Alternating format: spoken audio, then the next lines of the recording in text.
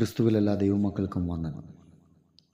യോഹന്നാൻ എഴുതിയ സുവിശേഷം 15-ാം അധ്യായം 7-ാം വാക്യം.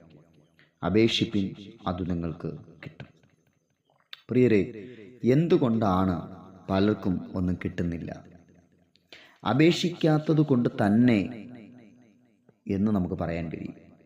ഞാൻ എന്തിനപേക്ഷിക്കുന്നു എന്നും എൻ്റെ ആവശ്യങ്ങൾ അറിഞ്ഞ് ദൈവത്തിനിങ്ങ് തന്നാൽ പോരെയോ എന്നും ചിന്തിക്കുന്നവരും ഇന്ന് നമ്മുടെ കൂട്ടത്തിലുണ്ട്.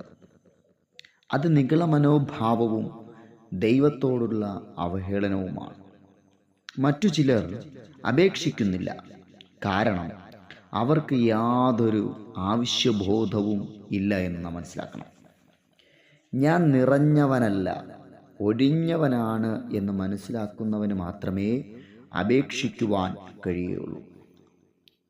എൻ്റെ ബലഹീനതയിൽ എൻ്റെ കുറവും എൻ്റെ അനാരോഗ്യവും ഒക്കെ കർത്താവിൻ്റെ പാദത്തിൽ വീണ് അപേക്ഷിക്കുവാൻ നമ്മൾ ഓരോരുത്തരും മുഖാന്തരമാകണം.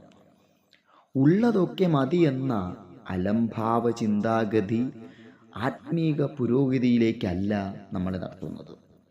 കടുത്ത ആത്മീക ദാരിദ്ര്യത്തിലേക്കും ഒന്നുമില്ലായ്മയിലേക്കും നമ്മളെ തള്ളിയിടുന്നതായി തീരും. അതുകൊണ്ട് ക്രിസ്തീയ ജീവിതത്തിൽ പലരും പട്ടിണി കിടന്ന് നശിക്കുന്നതിൻ്റെ കാരണം കർത്താവിൻ്റെ പക്കൽ ഇല്ലാഞ്ഞിട്ടല്ല, അപേക്ഷിക്കാൻ കഴിയാത്തത് കൊണ്ടാണ്. അപേക്ഷിച്ച് കഴിയണം, അപേക്ഷിക്കുക തന്നെ വേണം. എൻ്റെ പ്രിയ കേൾവിക്കാരെ, നമ്മുടെ കയ്യിൽ അല്പം ഉള്ളതുകൊണ്ട് തൃപ്തിപ്പെട്ട് കഴിയാതിരിക്കുക. പൂർണ്ണതയും നിറവും തികവുമുള്ള ഒരവസ്ഥയ്ക്ക് വേണ്ടി ആത്മാർത്ഥമായി കണ്ണീരോട് കൂടെ ദൈവത്തോട് അപേക്ഷിക്കുക.